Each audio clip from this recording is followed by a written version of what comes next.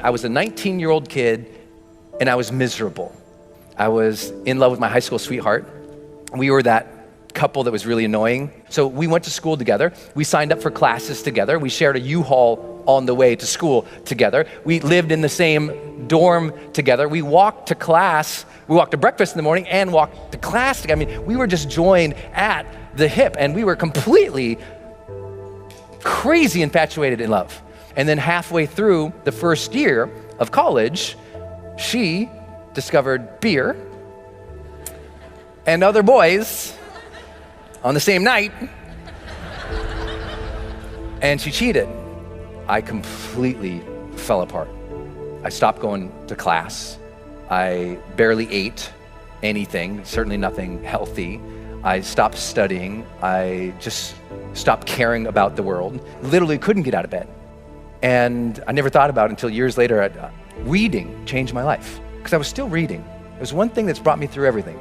And I happened to pick up the school newspaper and I opened it up and there was this full-page ad. It was this perfect white sandy beach, turquoise water, big green palm tree. And across the top of the ad, it said, "Escape."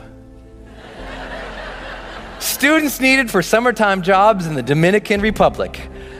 So I escaped. I went down there, and one night, my friend Kevin and I, we hopped into a car after dropping off a client. So we're going down this road, 85 miles an hour in this car, and the windows were open and that air was coming in. That amazing humid, if you've been in the Caribbean, that just gorgeous, amazing humid air is coming in. And then we came upon a corner. We take that corner 85 miles an hour, and that corner became the turning point that put my feet on this stage for you today. Kevin grabs the wheel, he goes, "Hold on!" And I brace. And the car starts sliding sideways. And that weird slow motion thing happens. Kevin's gripping the wheel, trying to make the corner, and all of a sudden, smack. When I came to, I looked over, and Kevin is screaming at the top of his lungs, "Get out of the car, Brendan, get out of the car!"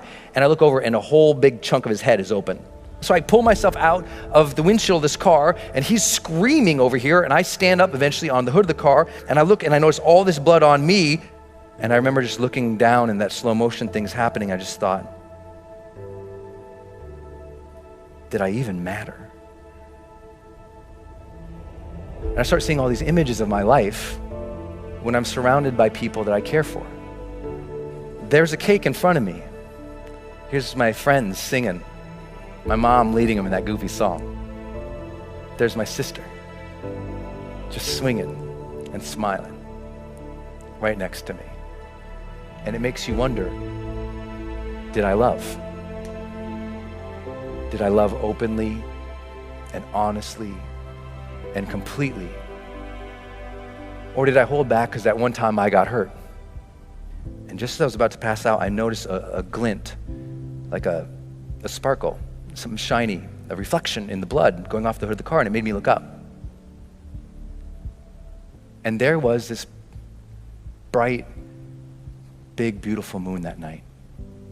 And I just immediately felt this connection, like I knew I was gonna be okay. And I felt like the big guy upstairs reached down to me and handed me life's golden ticket. He reached down and said, "Here you go, kid. You're still alive. You can still love and matter.